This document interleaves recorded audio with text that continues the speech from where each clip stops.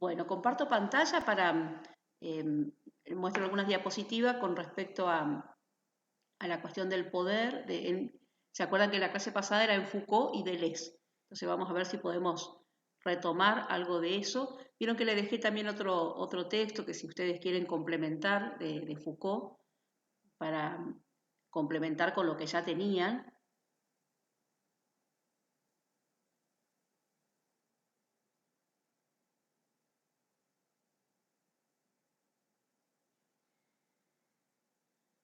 Bueno, voy a ver si puedo ponerlo.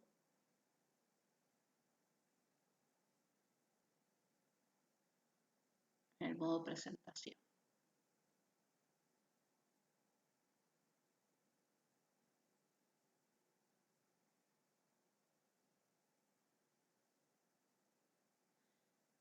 ¿Están viendo la diapositiva, chicas? Sí, profe, yo sí. Sí, sí. Bien, perfecto. Sí, Bueno, profe. genial. Bueno, entonces acá está, esta es la imagen de Foucault, que no recuerdo si la clase pasada se las había mostrado a la imagen de Foucault. Entonces, el tema era el poder, y acá hay una pregunta. Dice, ¿el poder es? ¿Ustedes cómo responderían a eso teniendo en cuenta a Foucault? No teniendo en cuenta lo que ustedes piensan, sino teniendo en cuenta lo que Foucault dijo.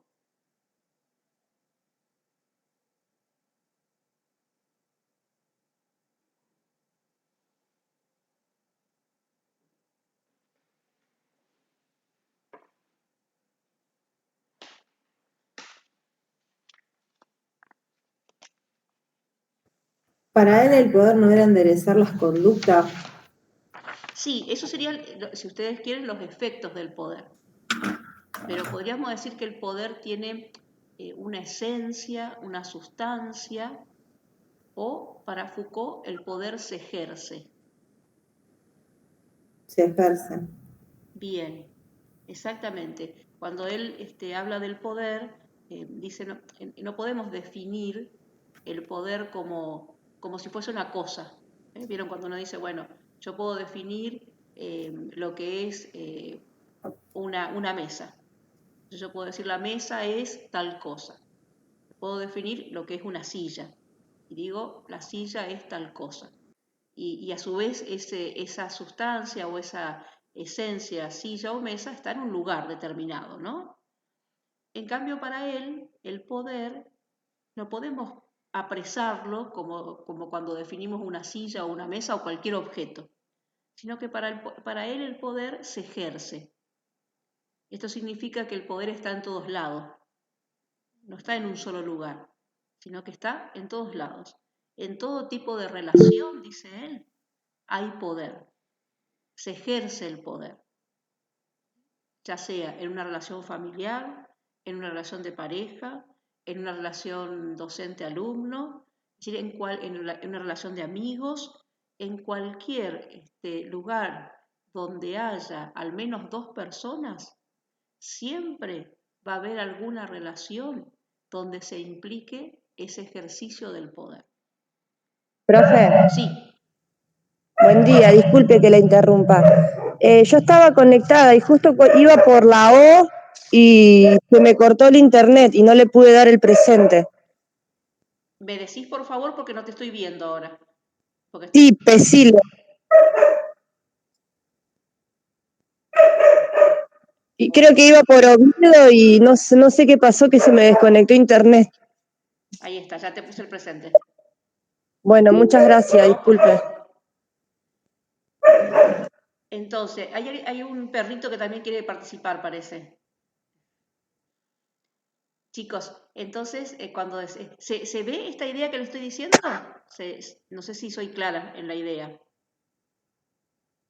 En esta diferencia entre el poder como esencia y el poder como ejercicio. ¿Se ve la diferencia?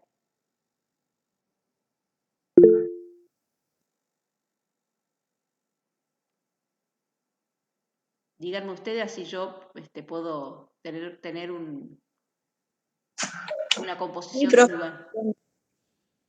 Sí,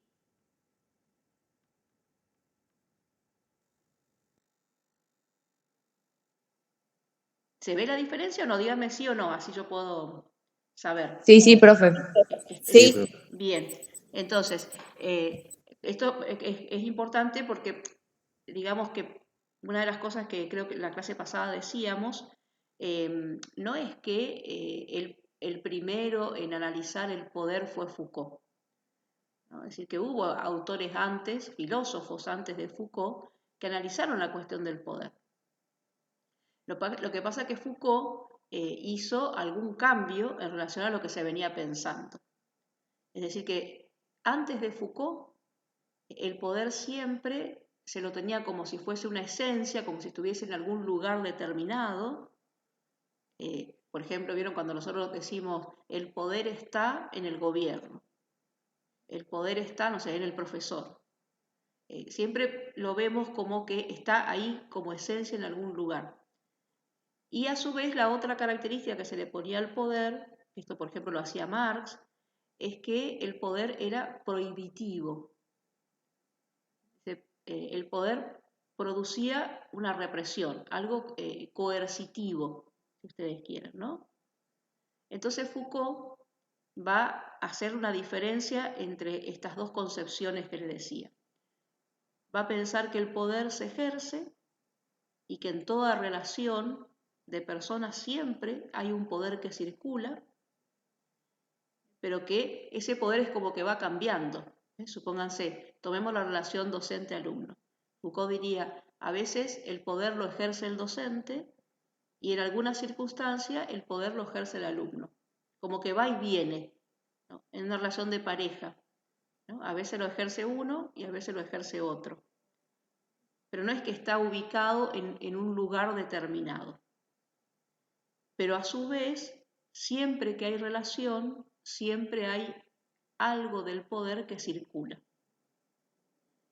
La otra diferencia es que él dice, bueno, es cierto que el poder es prohibitivo, no vamos a negar eso. Ahora se hace esa pregunta que ustedes ven ahí en la diapositiva. Esperen que voy a poner pantalla completa de nuevo. ¿Ahí están viendo la diapositiva, chicos? Sí, profe. Bien, disculpen que le pregunte, pero por ahí por las dudas. Sí, profe. Ahí lo tienen a Foucault enseñando. Entonces dice, él se hace la pregunta, ¿no? En un libro que se llama Las redes del poder. Él se hace esta pregunta. ¿Cómo fue posible que nuestra sociedad, la sociedad occidental en general, haya concebido el poder de una manera tan restrictiva, tan pobre, tan negativa?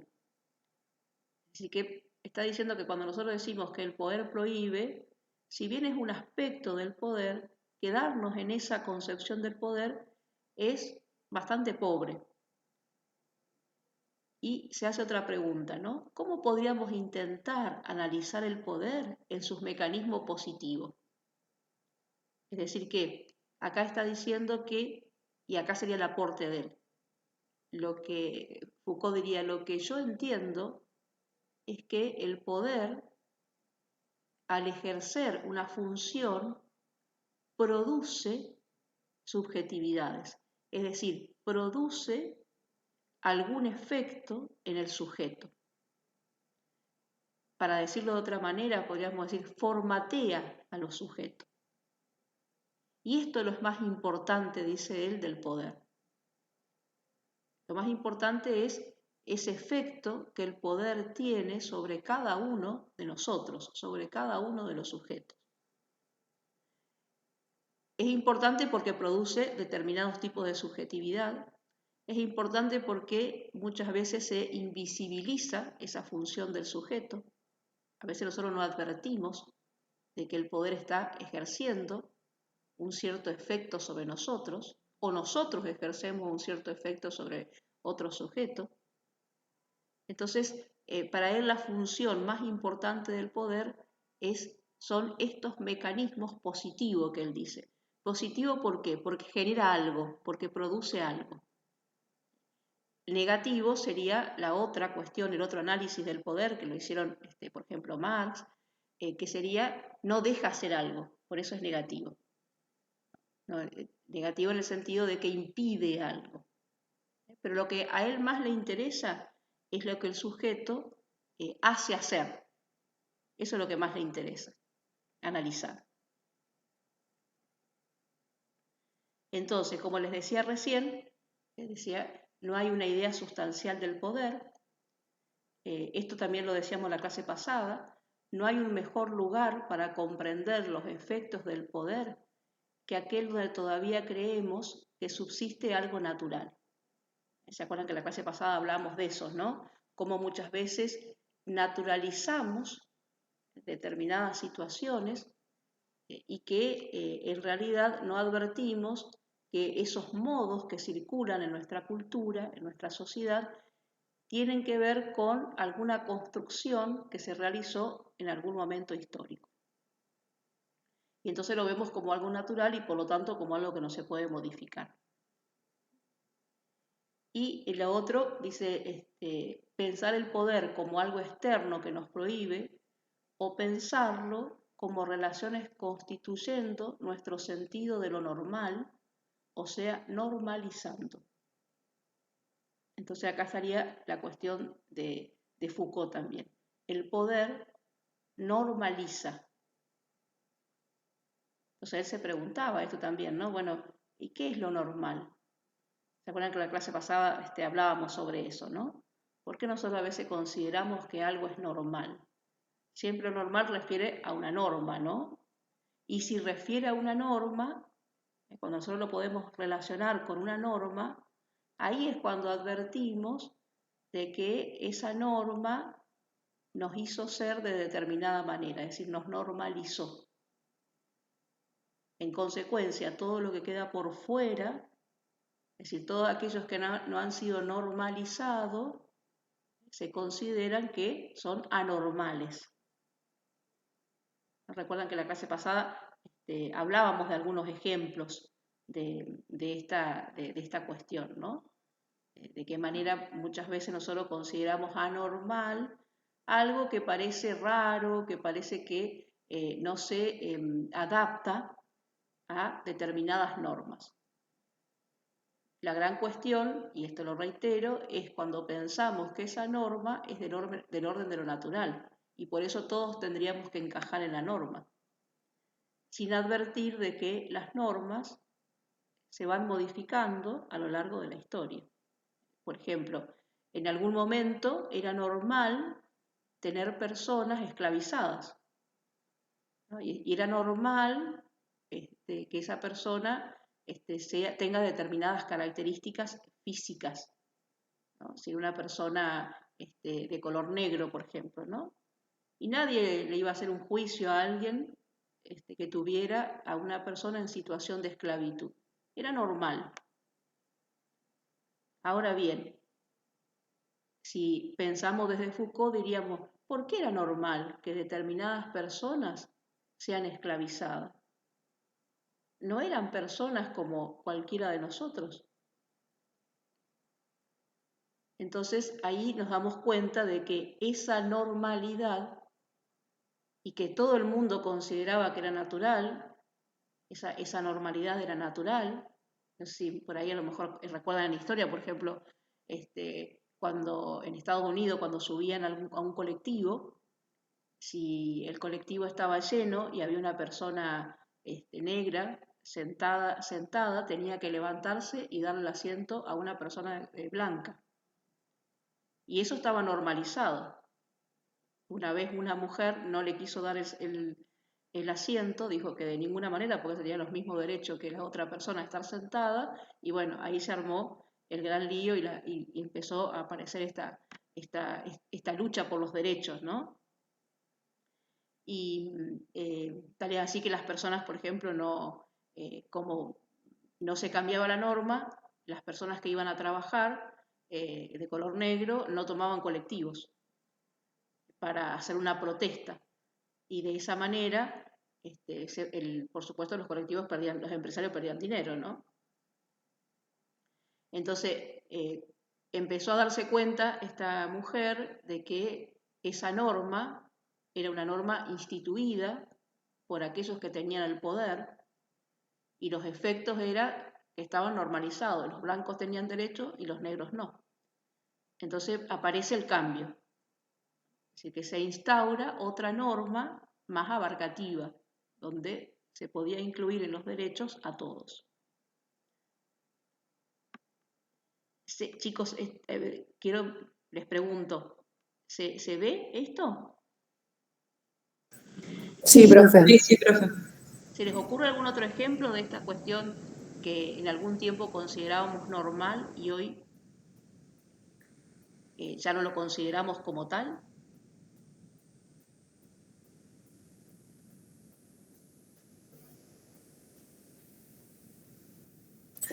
Profe, a mí se me ocurre que el ejemplo más cercano que tenemos es el que antes, no sé cómo traerlo, pero antes acosar a una chica diciéndole cosas en la calle era normal y ahora es hasta un peligro decirle un piropo, es decir, no, ya no pasó a ser normal. O antes decirle mogólico a una criatura, a alguien era normal. Ahora decirle mogólico es casi una agresión, no solamente por el insulto, sino por a qué lo deriva esa palabra. Ante un chiste decir, che, no sé, qué sé yo, hablar de un mogólico era cuestión de risa, ahora te miran como diciendo, ¿qué está diciendo, estúpido? Es como que pasó, no es más normal decir esas cosas. Claro. ¿Y esto qué les parece? Ese ejemplo que traía Gabriel. Pero, Es otra, Profe. pasamos a otra normalidad, porque en realidad lo que dice Foucault, y Claro, porque le doy la palabra, es que vamos se fue. pasando de una normalidad a otra, no es que en algún momento esa normalidad va a desaparecer. Claro. Sí, pero igual, no, A través del tiempo. Profe, ¿puede ser en cuanto a derecho el voto femenino? Antes era normal que la mujer no votara. claro, exacto, O el trabajo. También. exacto. Entonces, El divorcio. ¿cómo? El divorcio, digo. También, exactamente, como que era mal visto o lo que sea, no era normal que una persona se divorciara, ¿no? Puede ser también el casamiento igualitario. Exacto, sí, Eso, sí, la diversidad de género, que por ahí hoy exactamente. hoy se ve como pero profe, normal, quizás antes no. entonces yo lo veo como el poder este que trae Foucault, como una cuestión de más de norma de convivencia, es decir, lo que marca. ¿Puede ser? Sí, lo que él marca es que es decir, que era lo que yo les decía en la clase pasada, no que va a llegar un momento en que el poder no tenga efecto. Él dice, el poder siempre está en todos lados, siempre vamos a estar bajo los efectos del poder. Lo que tenemos que advertir es que cuando nosotros consideramos algo que es normal, es porque en algún momento se instituyó la norma. Pero también podemos pensar que eso puede ser de otro modo. Por lo tanto, podríamos decir que vamos a pasar de una norma a otra.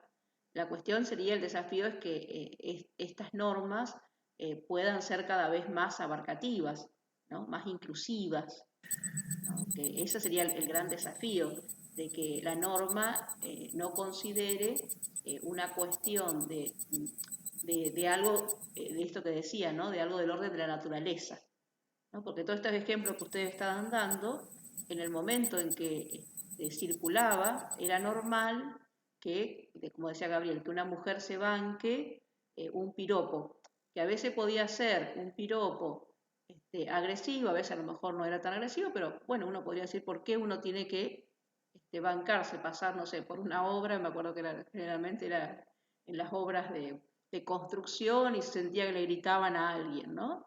Entonces uno decía, bueno, ¿por qué uno tiene que bancarse eso? Porque será que a alguno le puede gustar, pero ¿por qué uno tendría que bancarse que le dijesen algo y le gritaran y uno quedara expuesta en medio de todo, ¿no? Profe, yo le quería consultar algo con esto del tema del poder. Entonces, lo que Foucault habla, ¿es del poder objetivo, como el voto o estas cosas, o subjetivo, como esto del piropo? No, lo que pasa es que el poder no es objetivo ni subjetivo, estarían implicados la subjetividad siempre. Lo que pasa que en algún momento, es decir, la norma está instituida, se instituye en algún momento la norma, ¿no? Y entonces, pero esa norma aparece a partir de ciertas, de ciertas normativas que están sostenidas por algunos que tienen esa cuestión hegemónica, ¿no? Suponete, en el caso de los piropos era, bueno, el varón podía decirle lo que sea a una mujer, porque era varón. O sea, no tenía que ver tanto con lo subjetivo, es decir, sino con lo que circulaba en relación a los efectos que tiene, cómo se ejerce ese poder. ¿Qué es lo que, ahí yo les puse un ejemplo también de, a ver, qué es lo que ustedes ven en esa imagen? Como que Una maestra moldeando el conocimiento, o sea, se lo está dando todo masticado, ¿no? Los alumnos no tienen pensamiento crítico. Bien, pero se lo está dando masticado, pero según, está bien la capacidad de cada uno. No, pero según quién, porque fíjense que ella los va moldeando según cuál es el modelo para moldearlos. Lo que piensa ella. Claro. Lo que piensa. Fíjese que es como que los chicos tuvieran distintos, por supuesto los chicos siempre, todos, ustedes todos tienen distintos modos de pensar, ¿no? Y la docente acá lo que está haciendo es recortarle para que todos piensen como ella. Que en definitiva, seguramente también esto uno puede pensarlo a mayor, ¿no? No es solamente como piensa ella, sino que está dentro de lo que Foucault llamaba las instituciones de encierro. Es decir, que la escuela también normalizaba a los alumnos. Es decir, le pedía que respondieran de determinada manera, que se sentaran de determinadas maneras, es decir, que los iba normalizando, los iba formateando. ¿No? Entonces, este era el efecto que tenía la institución educativa de encierro sobre los alumnos.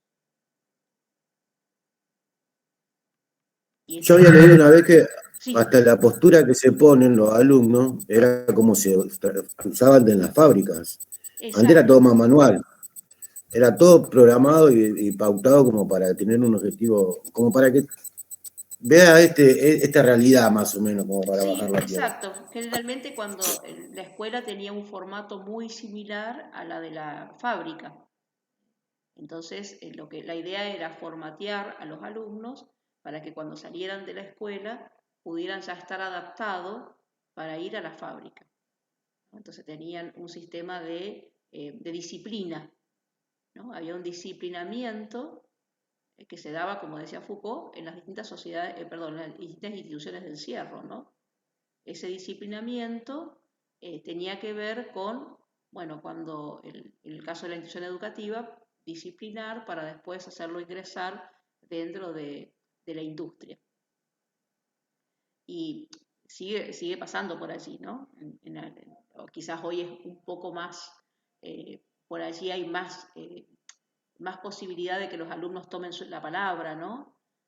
Pero los que a lo mejor son de otras generaciones recordarán que, no sé, uno tenía que hacer la fila, tenía que tomar distancia, tenía que estar firme, una serie de cosas que si no pasaba eso, había, bueno, amonestación o lo que sea, ¿no? Había algo del orden del castigo, no físico, porque en otras generaciones sí, quizás nosotros no hemos pasado por eso, pero en otras generaciones estaba el castigo físico, ¿no? Después se cambió al hecho de la disciplina y disciplinar a través de otros mecanismos más aceptados socialmente, como podrían ser las amonestaciones, por ejemplo, ¿no?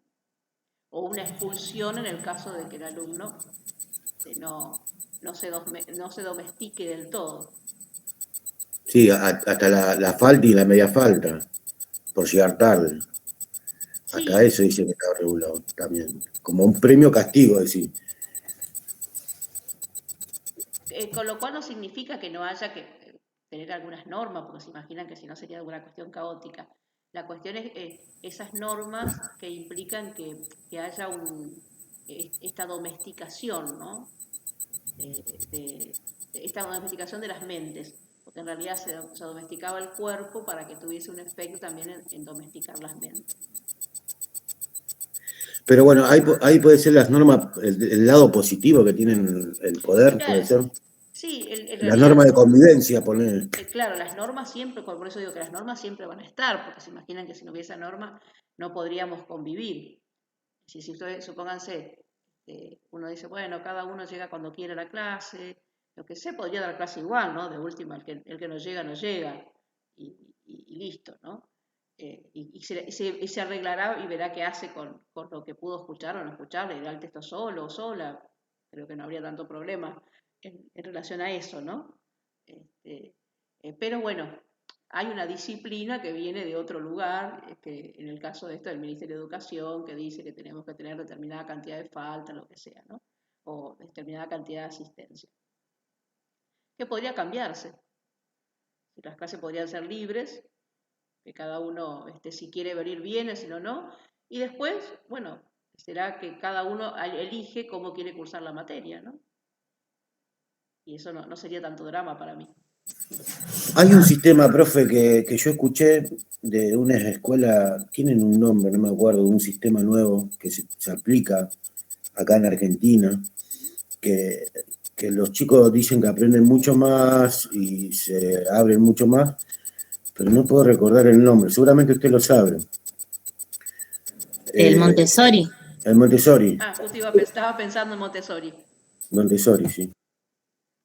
Sí, es decir, en realidad tiene mayor cantidad de contacto con la naturaleza, mayor libertad en relación a las cosas para hacer o no hacer. Y fíjese que Montessori hace mucho tiempo, ¿no?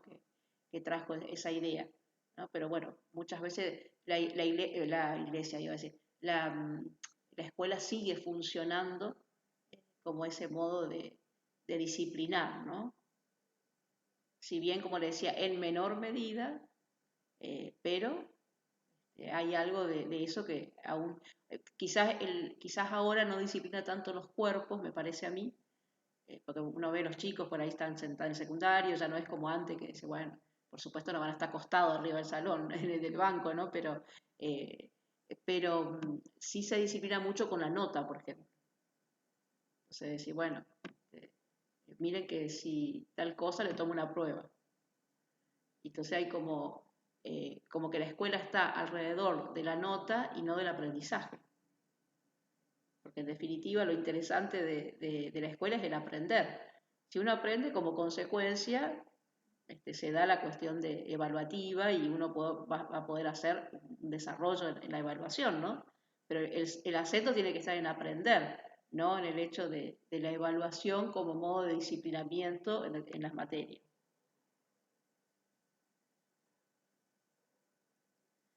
Chicos, ven que ahí ponía que Foucault decía que había una relación entre poder y verdad y poder y saber, en la medida que también el poder instala como verdadero aquello que le conviene, se podría decir, ¿no? Y también, de alguna forma, hay una relación en esto de el poder, en esto que yo les decía, ¿no? Como saber. ¿Qué significa saber? ¿Cuáles son los conocimientos que circulan? Entonces, él dice, bueno, en la educación es donde se juega este poder más eficiente, dice, ¿no? Que logra instalarse, instruirse, invisibilizarse, naturalizarse, normalizarse.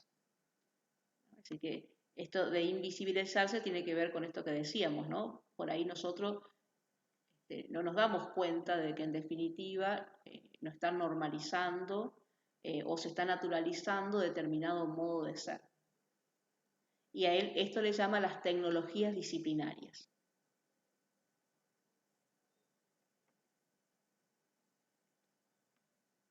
Esto ya lo habíamos dicho, Foucault no tiene como objetivo estudiar el poder, sino el cómo se ejerce dicho poder, porque es en ese ejercicio del poder donde se constituyen los sujetos. ¿No?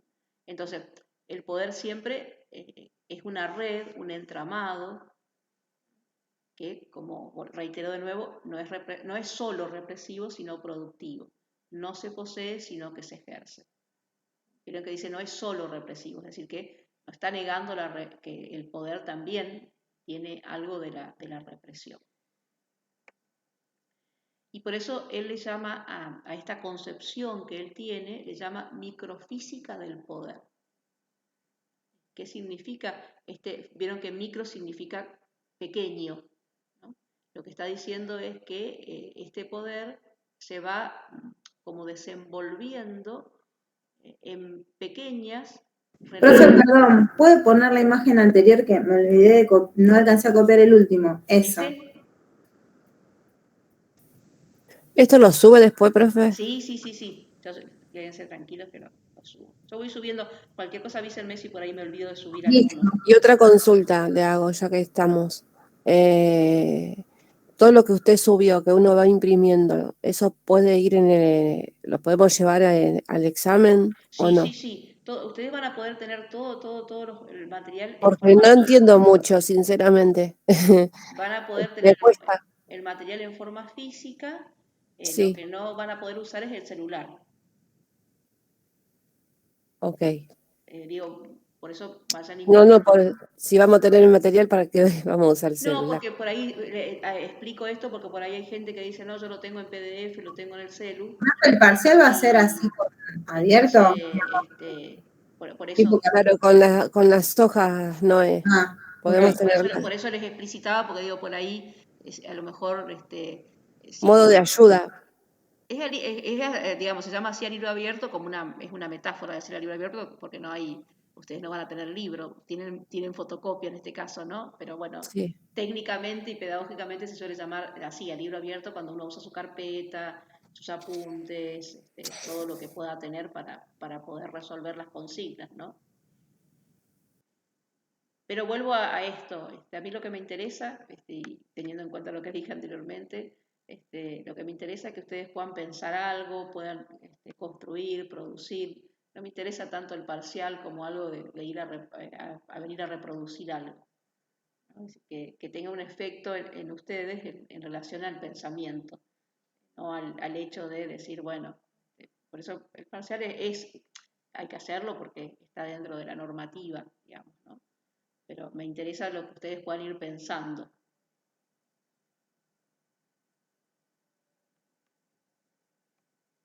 Entonces, ¿se ve esto, chicos, de la microfísica del poder? Esta es una imagen que yo busqué, pero sería como, fíjense, como que estos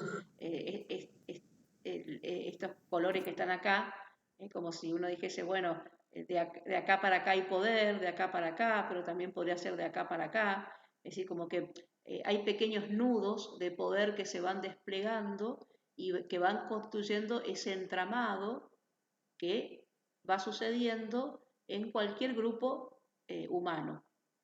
Es decir, no existiría o no existe para Foucault una relación, al menos mínimamente, entre dos personas donde el poder no circule. Ya si hay dos personas, como les decía antes, ahí ya hay alguna relación donde el poder circula.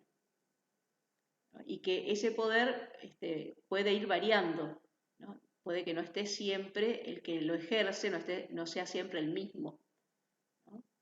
Pero siempre va a haber, en la medida que hay un pequeño grupo, dos personas o más, siempre va a circular esta cuestión del poder. Por lo tanto, nadie puede escaparse del poder, podríamos decir. Por eso esto que dice acá, ¿no? Las relaciones de poder están por todos lados. Seducir, inducir, explicar, clarificar es ejercer el poder, porque hay algo que se ejerce sobre otro. Hay una microfísica del poder. El poder está en los pequeños lugares, en los detalles. Esto es importante por esto que le decíamos, generalmente nosotros estamos muy acostumbrados a pensar el poder como en los lugares de aquellos que tienen una función dentro de la sociedad, ¿no? Una función que está arriba, ¿no? Entonces, generalmente cuando uno dice poder, bueno, decimos en una intención educativa está en la directora o está en el profesor o la profesora.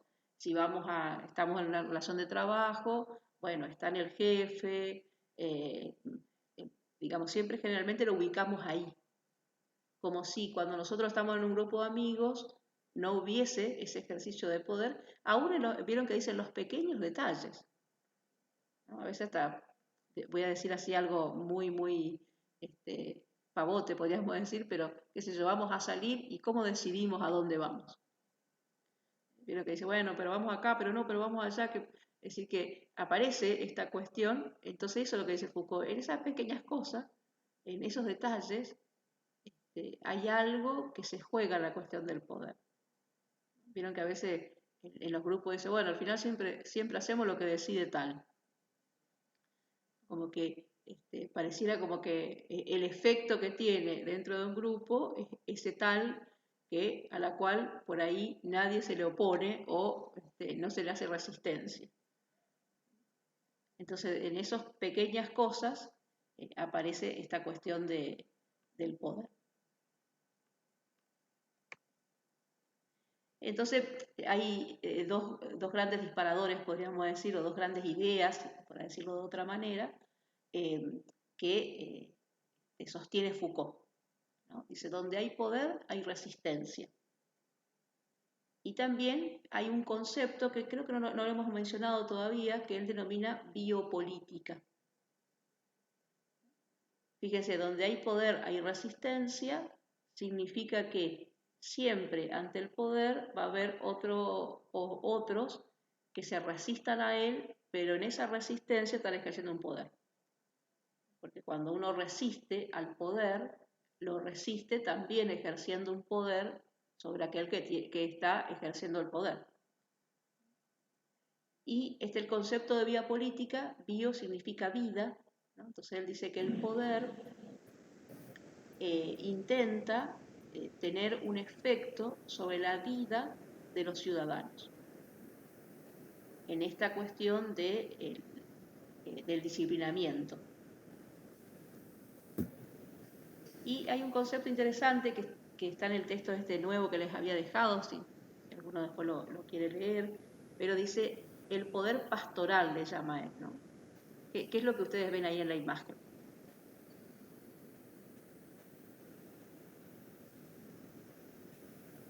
Y el pastor que dirige a las ovejas. Eso está buenísimo. Exacto.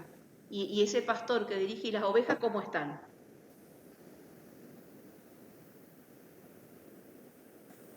¿Cómo están? ¿Ordenado, profe?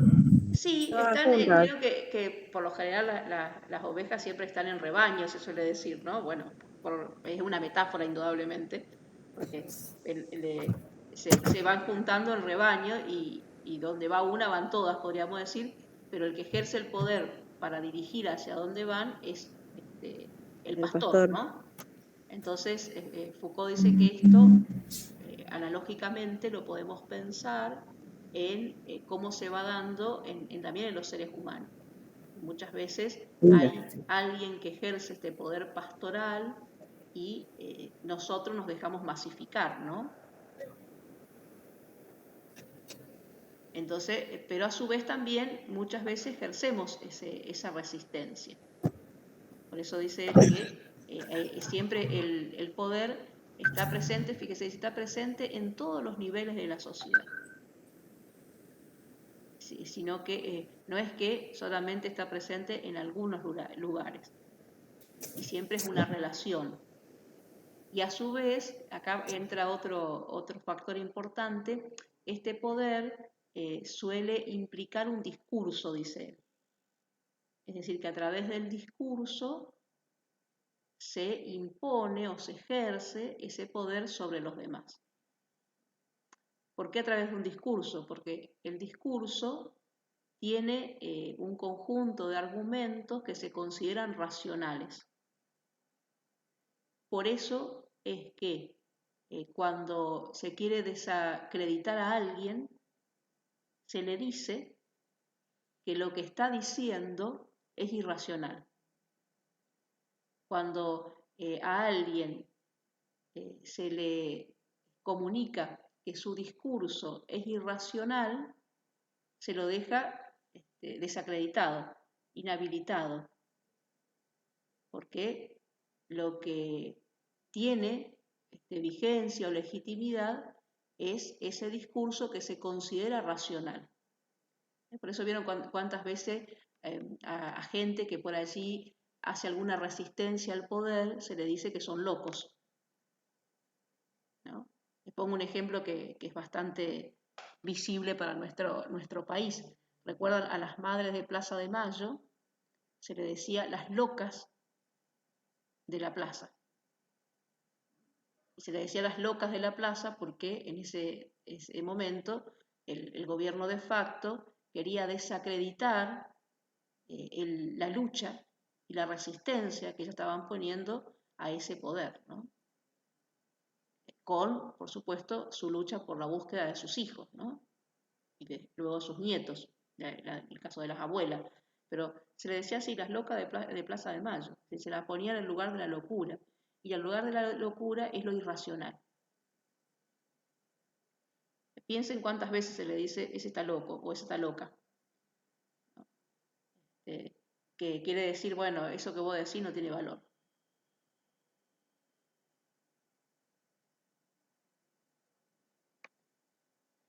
Y esto les pregunto a ustedes, porque esto lo vieron en el video, si mal no recuerdo. Él tiene un libro que se llama así, Vigilar y Castigar, donde analiza este funcionamiento de lo que él llama el panóptico, que en realidad es un análisis que antes de él lo había hecho un filósofo, Jeremy Bentham, un filósofo inglés. Cuéntenme ustedes a ver con qué se quedaron en el panóptico, porque después vieron que Chulhan vuelve a hablar de este panóptico.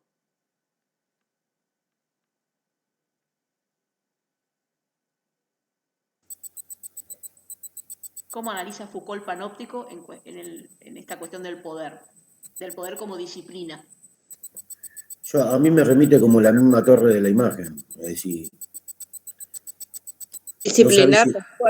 no sabes si está o no está observándote, pero sí vos te sentís controlado, o sentís miedo, porque no sabes si te está observando o no. Y eso te hace tener una conducta, un control por ese poder que como que está en el aire, para mí. Bien, o sea que en esto que vos decís, Gabriel, la disciplina se convierte en autodisciplina. Exacto. Porque hay alguien que vigila y castiga, ¿no? Por eso el libro de él se llama Vigilar y Castigar, ¿no? Hay alguien que vigila en esta torre que está acá, ¿no? Esa torre que hay un vigía que, como decía Gabriel, uno no sabe si está o no está porque los vidrios son, hoy diríamos, no en el tiempo de que lo dijo Bentham, pero hoy diríamos que son vidrios polarizados, ¿no? Pero que el vidrio polarizado, el que está dentro ve, pero los que están afuera no ven lo que pasa adentro. Entonces, el que estaba en estos lugares, en las celdas, no sabía si el otro estaba o no estaba. Entonces, por las dudas, se autodisciplinaba porque no quería ser castigado. Entonces, aparece esta estructura que tenían las instituciones, que se denominaban así, una estructura panóptica. ¿Y qué quiere decir panóptico? No sé, profe, pero tiene un panorama. Sí, tiene que ver con un panorama. Fíjense que la palabra está constituida por el sufijo pan, por un lado, y óptico por el otro. Vamos por óptico, que es el más conocido. ¿Qué quiere decir? ¿Con qué relaciona óptico? Con la vista. Bien. Y pan significa todo. Claro, que se veía todo. Exacto. Es decir, que el vigía todo lo ve. Entonces, el panóptico sería ese que todo lo ve. Ya que estamos en esto del panóptico y los que leyeron a Chulhan, si hacemos alguna relación, él vuelve a hablar del panóptico, ¿no? Pero ya no habla de este panóptico del cual hablaba Foucault. ¿De qué panóptico habla Chulhan? Del digital, profe. El digital, profe. Muy bien. ¿Y qué sería? ¿A qué se refiere él cuando habla del panóptico digital?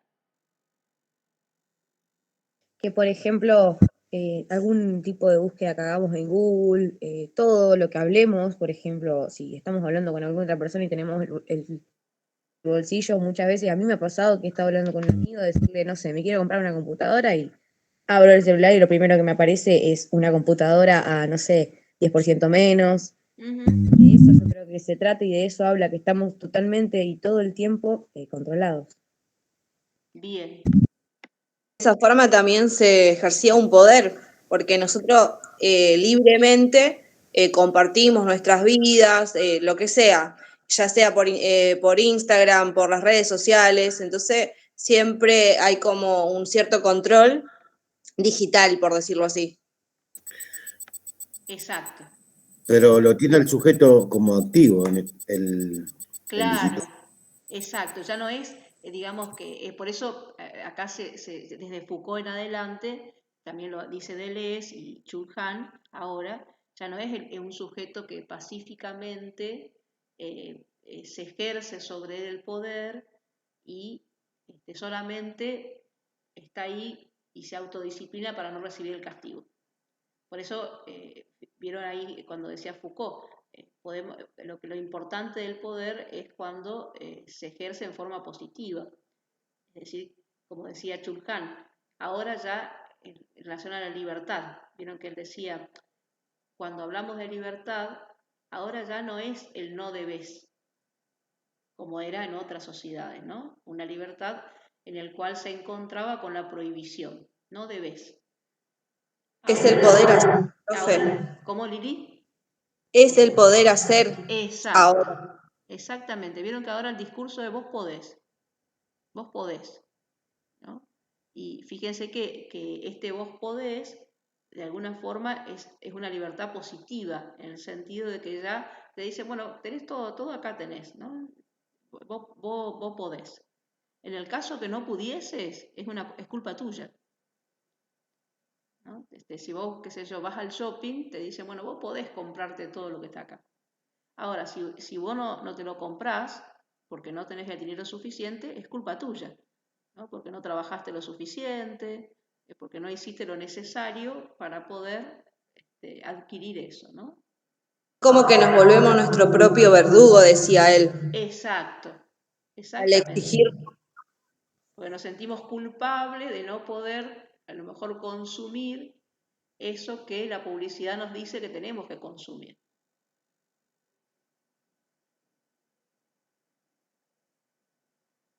Entonces, chicos, la biopolítica tiene que ver con esto, dice Foucault, ¿no? Las formas del ejercicio del poder normalizador es la forma en que el poder actúa en nuestro tiempo. A eso le llama biopolítica, que sería este control sobre la vida. Si hacemos rápidamente una diferencia entre las sociedades disciplinarias y las sociedades de control, ¿se acuerdan que Deleuze, en ese video que ustedes vieron, que había una profe que hablaba, hacía una diferencia entre la sociedad disciplinaria y la sociedad de control? Las diferencias estarían que lo que analiza Foucault estaría en esas instituciones de encierro, es decir, recuerdan que era la cárcel, los psiquiátricos, las escuelas, ¿no? Como como sociedades de encierro, ¿no? y la industria. En cambio, en la sociedad de control, decía Foucault, ese control está en los espacios abiertos. Y porque está en los espacios abiertos, está más invisible, ¿no? Lo otro era como que uno sabía que dentro de ese espacio institucional debía tener determinadas conductas, porque sabía que había alguien que lo está controlando. Cuando uno salía de esas sociedades, de esas instituciones, bueno, podía hacer otra cosa. En cambio, ahora, decía Deleuze, está omnipresente, está en todas partes. Entonces esto decía, es fácil de detectar, el de la sociedad disciplinaria es imperceptible en las sociedades de control. Y acá ya Deleuze está haciendo también un análisis que después lo retoma Chulhan. La sociedad disciplinaria dice es sobre los individuos, en cambio los otros son sobre flujos de datos que circulan. Esto significa, esto que ustedes bien decían, ¿no? Esos datos que nosotros voluntariamente dejamos en las redes sociales. Porque las empresas lo que trabajan son con ese flujo de datos. Entonces, a partir de ese flujo de datos que tienen y que nosotros dejamos, con los likes, por ejemplo, cuando nosotros decimos me gusta algo, eso ya es una advertencia para aquellos que trabajan con esos datos para ofrecernos cosas que saben que nos gustan. Y nosotros se lo dejamos así en forma gratuita, podríamos decir, ¿no? Ellos trabajan con eso que nosotros dejamos en forma voluntaria. Entonces, fíjense que dice, bueno, en el caso de disciplinaria tenemos cuerpos controlados, en cambio en la sociedad de control dice tenemos cuerpos aparentemente libres. ¿Por qué les parece que dirá aparentemente libre? ¿Cómo les parece que se controlan nuestros cuerpos ahora?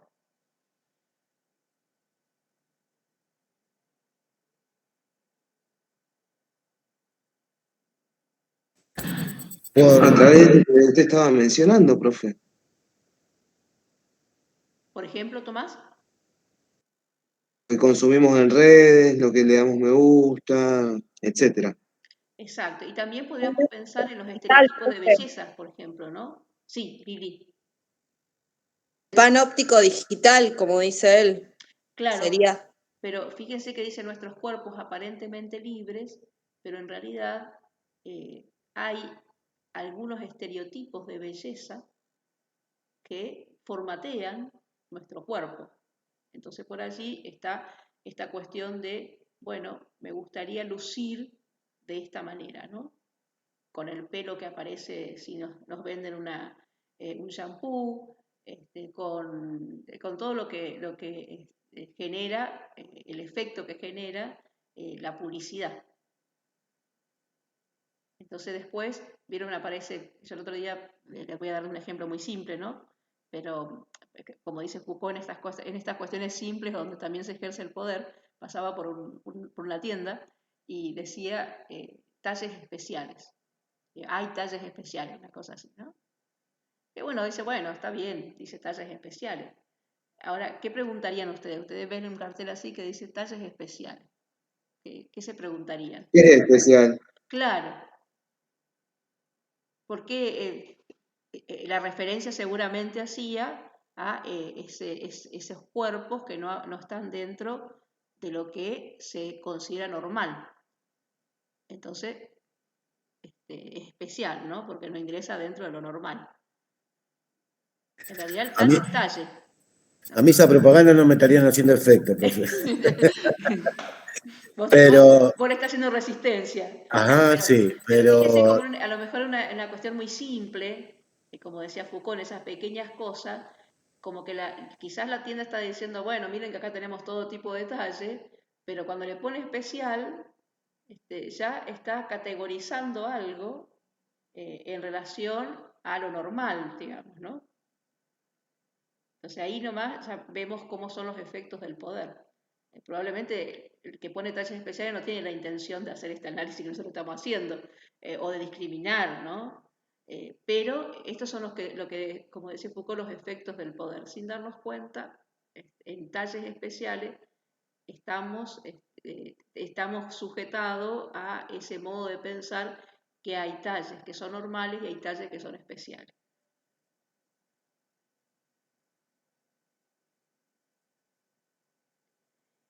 Entonces, después dice, fíjense acá, dice producción de trabajadores. Recuerdan que esto que traía también Gabriel, se formateaba a los sujetos para luego estén ya adaptados para el formato de la empresa, o mejor dicho, de la industria, de la empresa de la industria. En cambio, acá dice producción de consumidores, lo que decíamos recién. Sujetos en torno al Estado, en la sociedad disciplinaria, sujetos en torno al mercado, en las sociedades de control. Ciudadanos obedientes y cuerpos dóciles, sujetos consumidores controlados por el marketing. Esto lo debe saber, pero igual se los pregunto. ¿Qué es el marketing? La ¿Está asociado a la propaganda. publicidad? ¿Cómo? Las propagandas, la La publicidad. publicidad. Publicidad. Bien, es decir que el marketing, vieron que marketing significa mercado, ¿no? Es decir, que lo que significa es precisamente la publicidad, es un modo de pensar alrededor del mercado. Lo que hace la publicidad es vendernos cosas para que el mercado funcione, convertirnos no en ciudadanos, sino en consumidores. Porque los que no pueden consumir quedan por fuera, ¿no? No es lo mismo propaganda que publicidad, por así, chicos, en el sentido técnico. ¿Alguno sabe la diferencia entre publicidad y propaganda? No, profe. La diferencia es que la publicidad siempre tiene como objetivo vender un producto. La propaganda no. La propaganda tiende muchas veces a informar algo, a prevenir. Vieron, por ejemplo, todas las campañas de prevención que se suelen hacer en la salud son propagandas, porque tienden no a vender un producto, sino a hacer alguna campaña de prevención, de información, etc. A veces, generalmente en el lenguaje vulgar, no solo digo vulgar en el sentido de lo que circula, las ponemos como iguales, ¿no? Pero la publicidad sería aquella que tiene el objetivo de esta venta, que no solamente nos venden un producto, sino también que nos venden valores, nos venden estereotipos, todo eso vende una publicidad.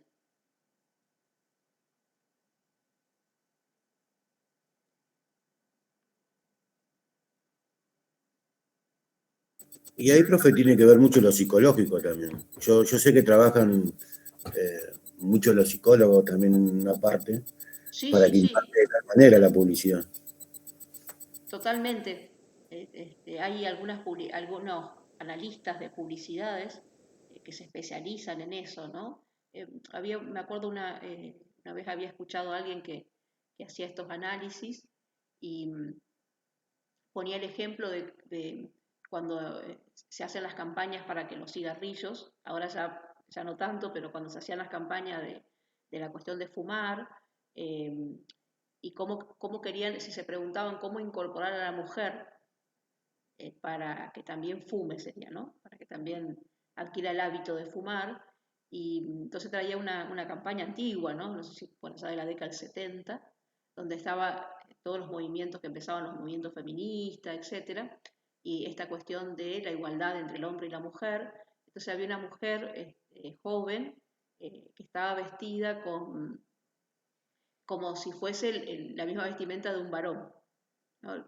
Para lo que ahora podemos decir, ya en este tiempo no existe esto de varón, esto de mujer, ¿no? Pero era con una camisa así que usaban los varones y eso, y entonces asociaban el fumar con la igualdad, ¿no? Como si esa imagen de estar vestida igual que un varón implicaba que eran iguales, y ser iguales también implicaba fumar. Entonces iban haciendo esas asociaciones, ¿no? Que tienen más un efecto en la cuestión psíquica. Es decir, se tomaba un derecho en relación a un consumo. Pero, profe, también hay que ver que cada vez que, como dicen, crece un derecho, también está fogoneado por algún interés, como ser esto del aborto.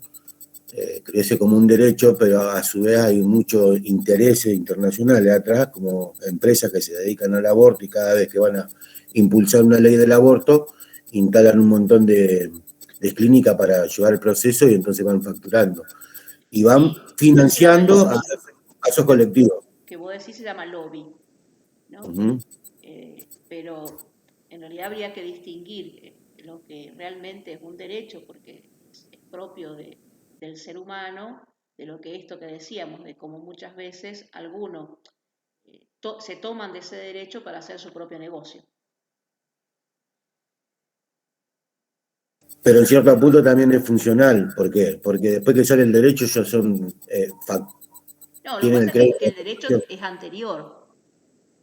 y lo que el mercado ve es la posibilidad de hacer un negocio con eso que genuinamente es un derecho.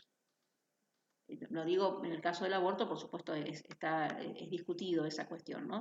Estoy hablando de otros derechos que son genuinos, ¿no? Como esto que decíamos, el derecho de la igualdad de la mujer, etc. Después lo otro es discutible en relación a si es un derecho o no es derecho, o bueno, o al menos está legitimado, si hay una ley, si hay otra ley, eso es más discutible.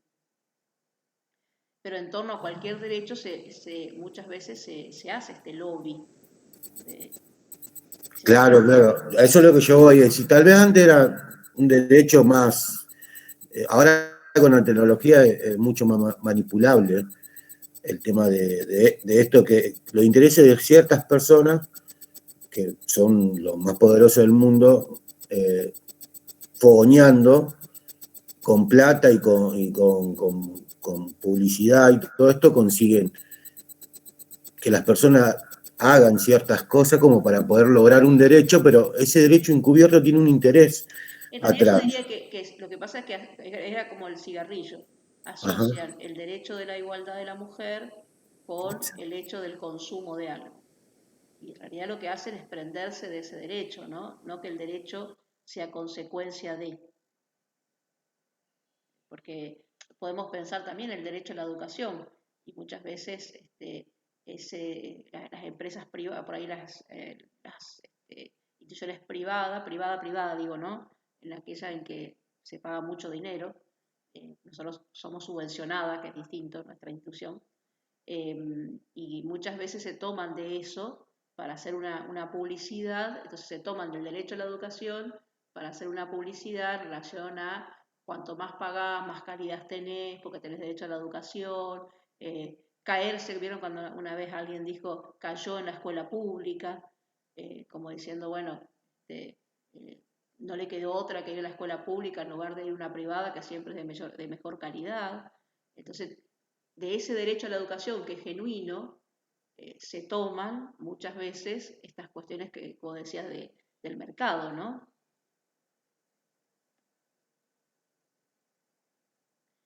Chicos, vamos entonces a, no sé si hay alguna pregunta con respecto a esto, que yo quería hacer como una pequeña síntesis de lo que habíamos recorrido con Foucault. ¿Les quedó alguna pregunta? A mí, profe. Sí, por favor. Cuando habló del concepto de biopolítica de Foucault, ahí no me quedó bien claro qué quería decir Foucault cuando hablaba de biopolítica. Sí, bien por la pregunta. Reitero de nuevo, fíjate que la palabra está constituida por bio, que es vida, Sí. y política como modo de organización, ¿no? Sería de qué modo se organiza la vida de los ciudadanos, pero en relación al control. Así que por eso ahí en la diapositiva que les mostraba, vieron que decía, la biopolítica son las formas del ejercicio del poder normalizado, que es la forma en que el poder actúa en nuestro tiempo, ¿no? Que tiene que ver con la norma, ¿no? Con normalizar, y que hay una diferencia con la cuestión de la ley, porque la ley siempre viene externa. En cambio, la norma es aquello que se internaliza, y como se internaliza, bueno, somos normales en la medida que todos cumplimos con esa norma que se nos impone desde los controles, ¿no? No sé si... Sí, me quedó claro. Gracias, profe. No, por favor, ustedes pregunten, no se queden con... Yo siempre digo que un alumno que pregunta es porque está pensando. Entonces, siempre es bueno. Chicos, entonces, vamos con la cuestión de la biopolítica. Esperen que, a ver si puedo...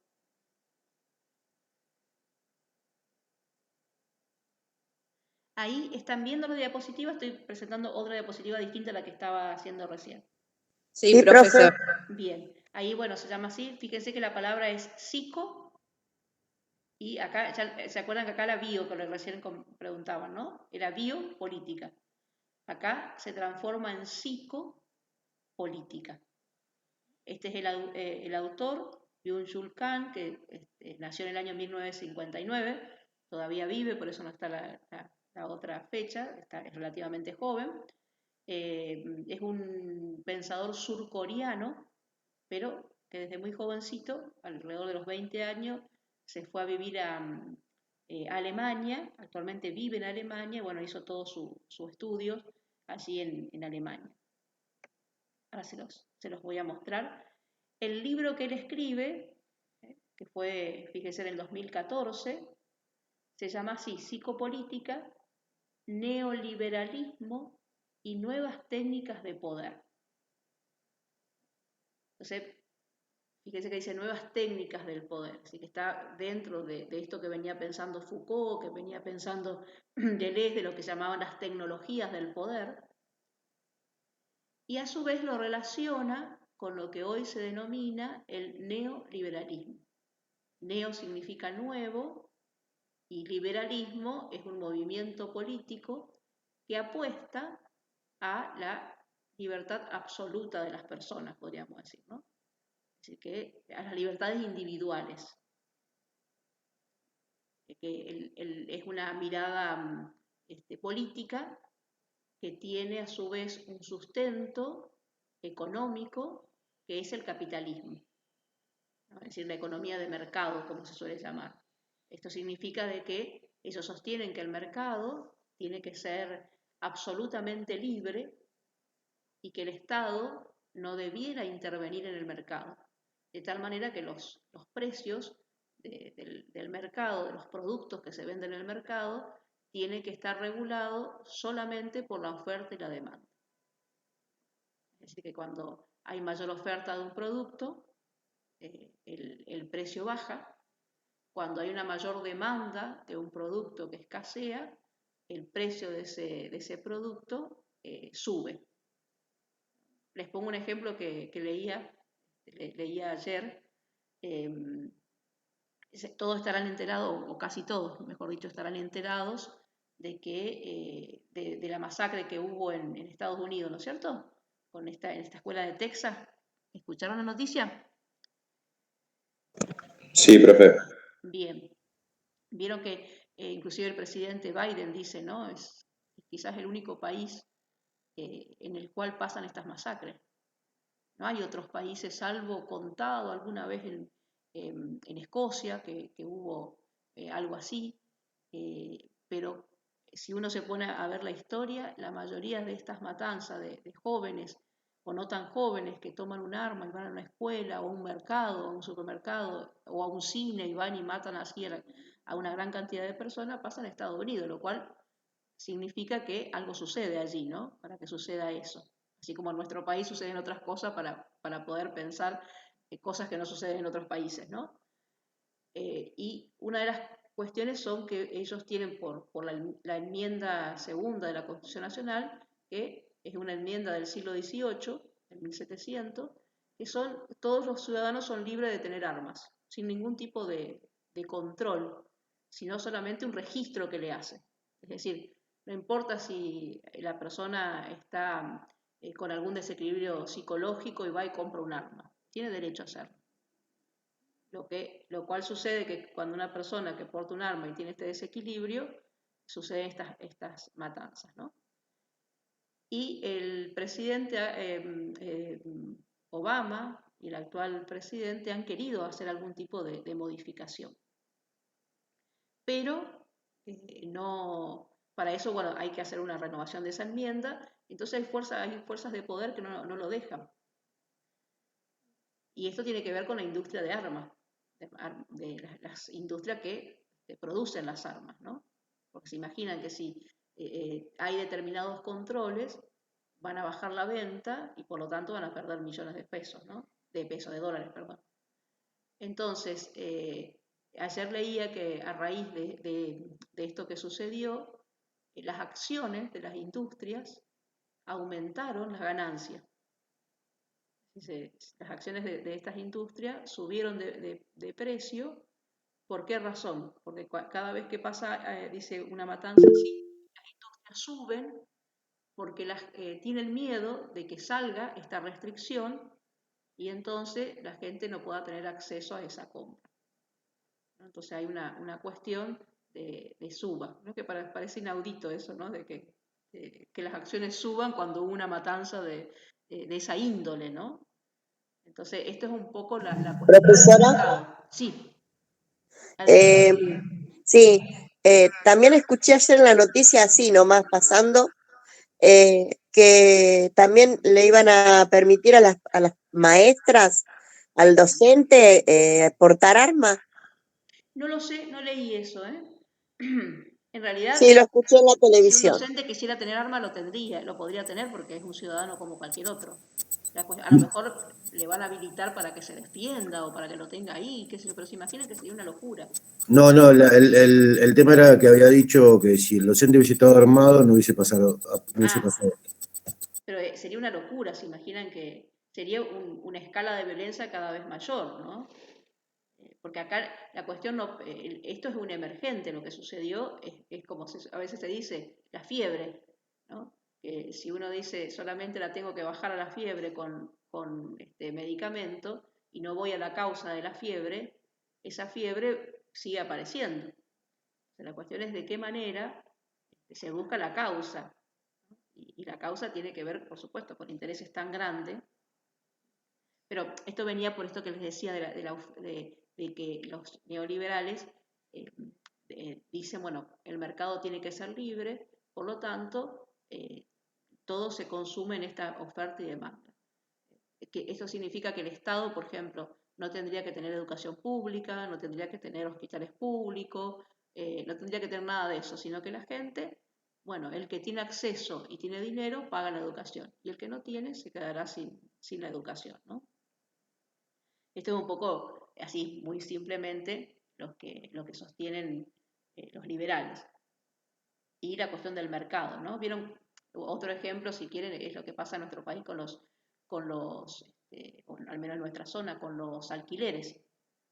Fíjense que como hay pocas viviendas para alquilar, entonces los precios de alquileres suben.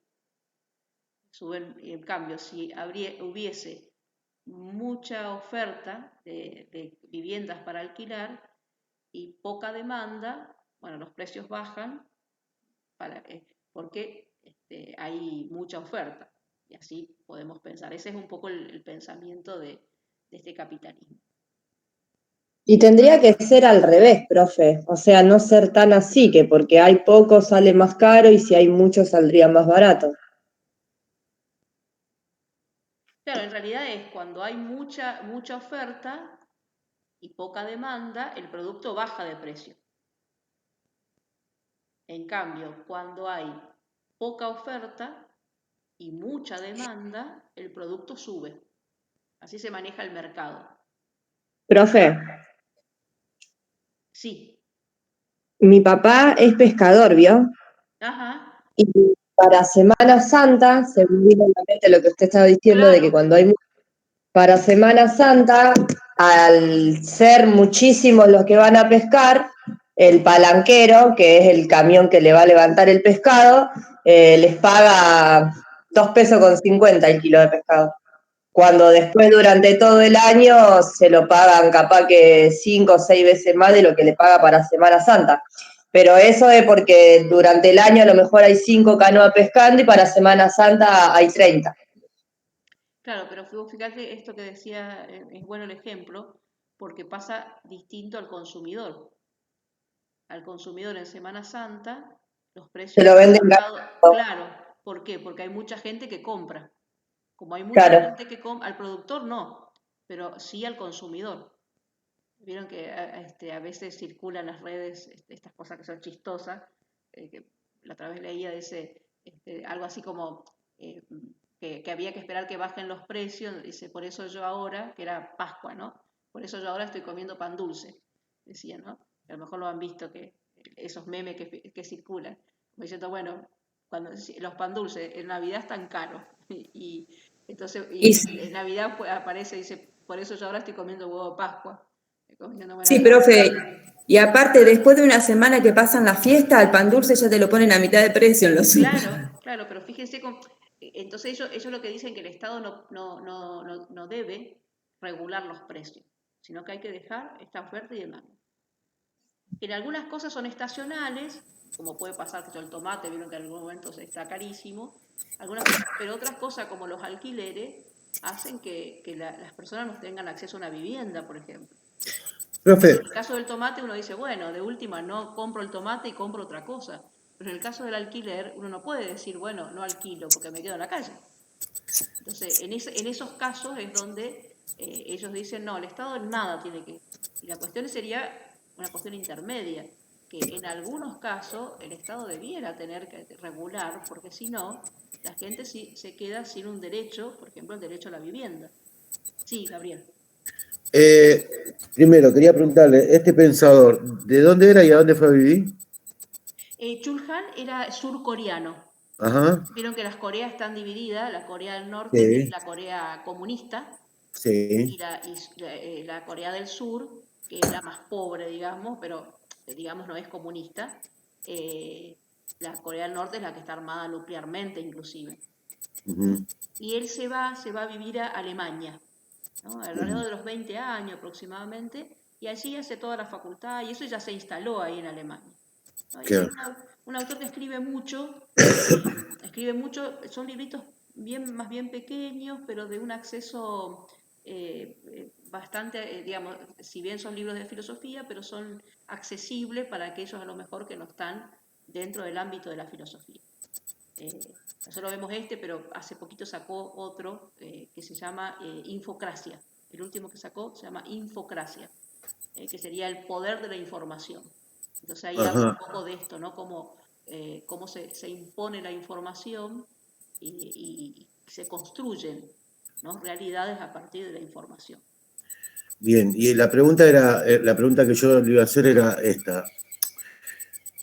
Eh, con ese pensamiento que tiene este sujeto, es decir, ¿uno para qué trabaja?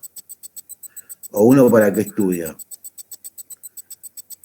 Con el pensamiento de quién. De este surcoreano, no sé cómo se llama, Sí, pero Chul Han, pero de todos Chuhan. modos, ¿cuál sería la relación entre uno para qué trabaja y para qué estudia Claro, y exactamente, porque uno trabaja para tener más dinero, ¿o no? Creo yo. no sé si todo el mundo trabaja para tener más dinero? Por supuesto que es una variable. Ajá. Yo creo que es una variable, por supuesto, ¿no? Es una Pero, variable porque necesitamos el dinero para poder vivir.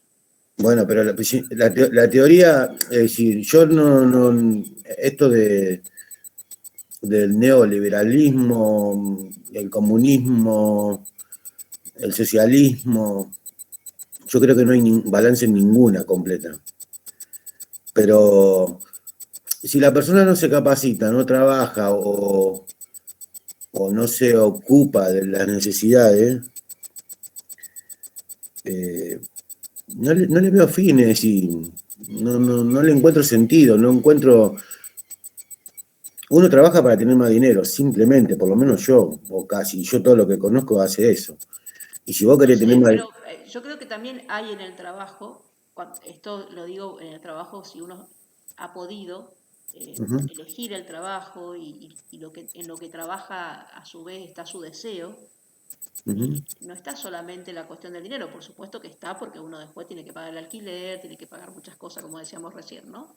Pero hay Pero un plus. si fuera por eso lo tendría que hacer gratis, No, si es por placer.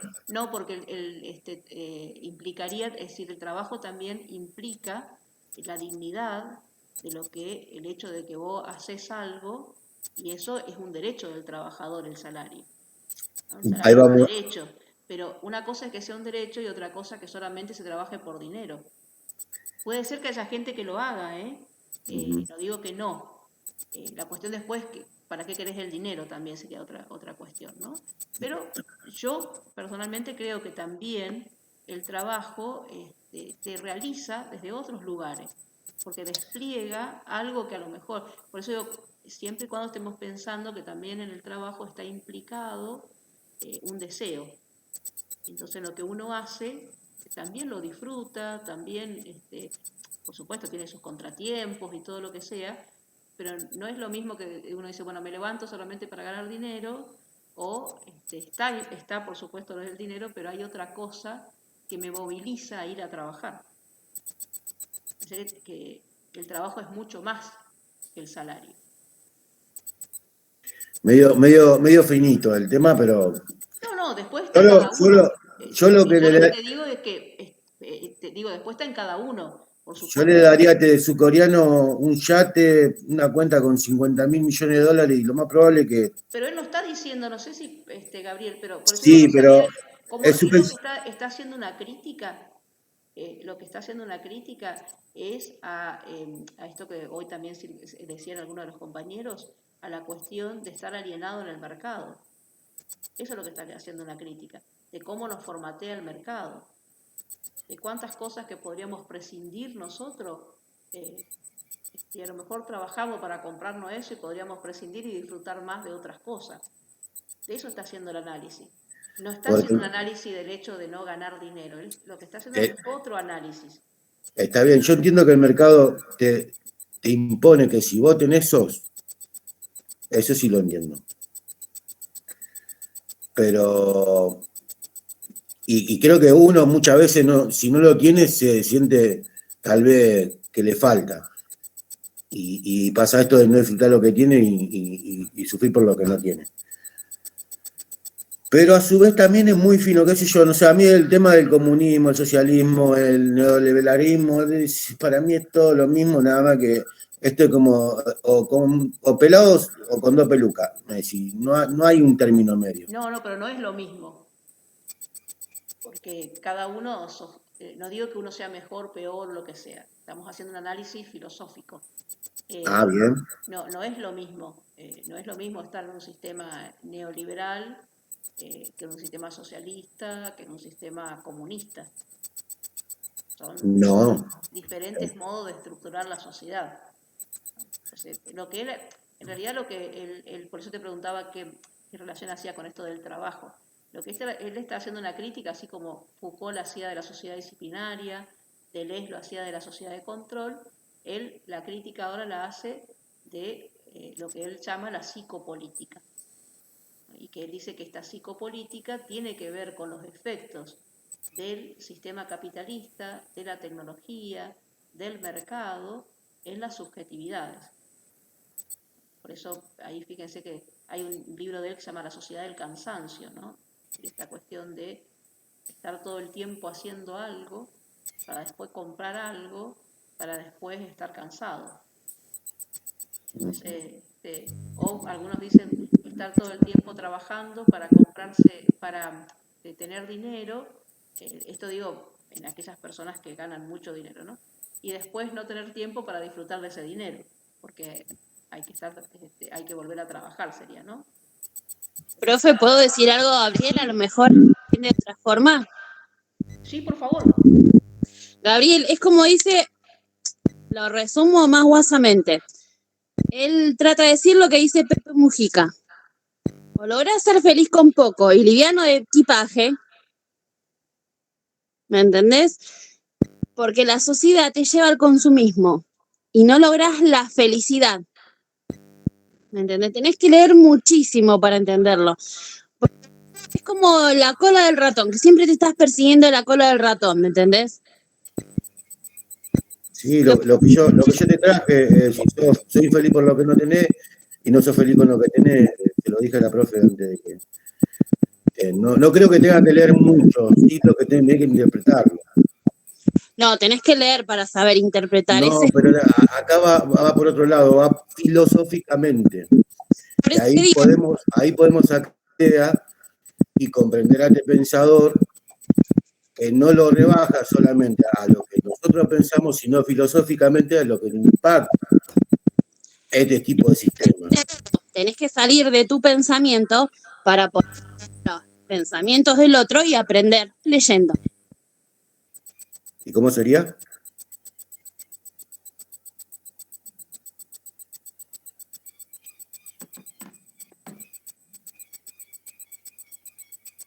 Pero un poco vuelvo a esto que decía, ¿no?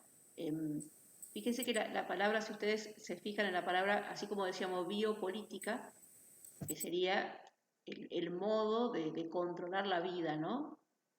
Ahora, si él habla de la psicopolítica, ¿qué es lo que se estaría controlando ahora? Ya no es la vida, esto que decíamos, el cuerpo, etcétera. ¿Qué se está controlando a partir de lo que él denomina la psicopolítica?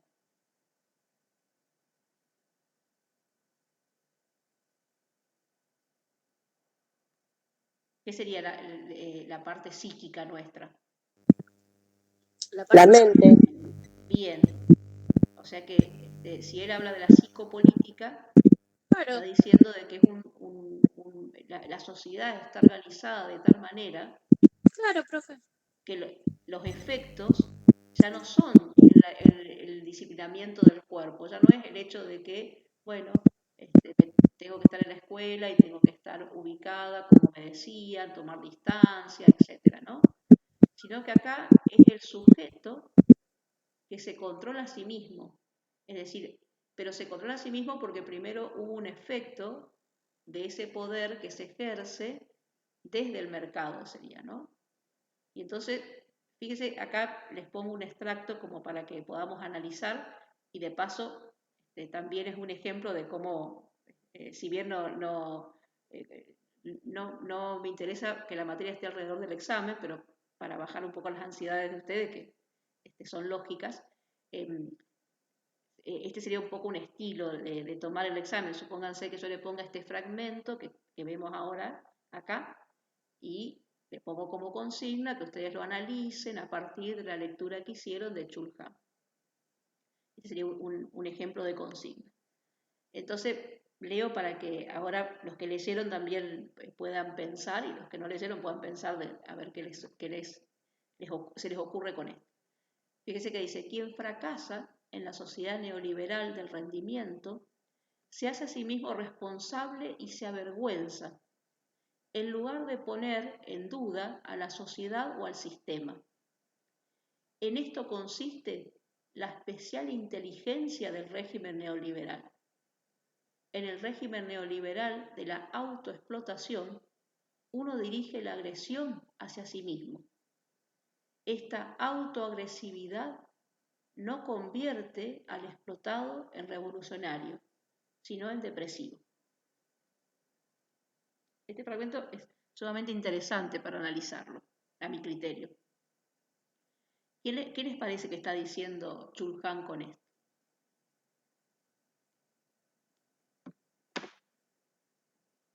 Yo creo que entendí que él decía que creemos ser seres libres, que apuntamos a una realización personal, pero en realidad estamos como siempre presionados por coacciones externas que nos llevan a sentirnos así como deprimidos, porque siempre estamos como que buscando algo más. Bien, es decir, son coacciones externas, pero que nosotros no la visualizamos como externa. Claro, exactamente. Sino que nosotros, cuando no llegamos a los objetivos que nos proponemos, que en realidad son muchas veces objetivos que vienen desde afuera, por ejemplo, esto de, no sé, tener el último celular, que a su vez vieron que el mercado, esto quizás lo han leído por ahí, el mercado, sobre todo de la tecnología, sobre todo de la tecnología más que de otros productos, está dentro de lo que se llama obsolescencia programada. No sé si alguna vez escucharon eso. ¿Escucharon alguna vez? Sí, profe, para que los celulares tengan vida de 2 años y medio y que necesitemos otro, bueno, transcurrido ese tiempo. Exacto, Tommy, exactamente.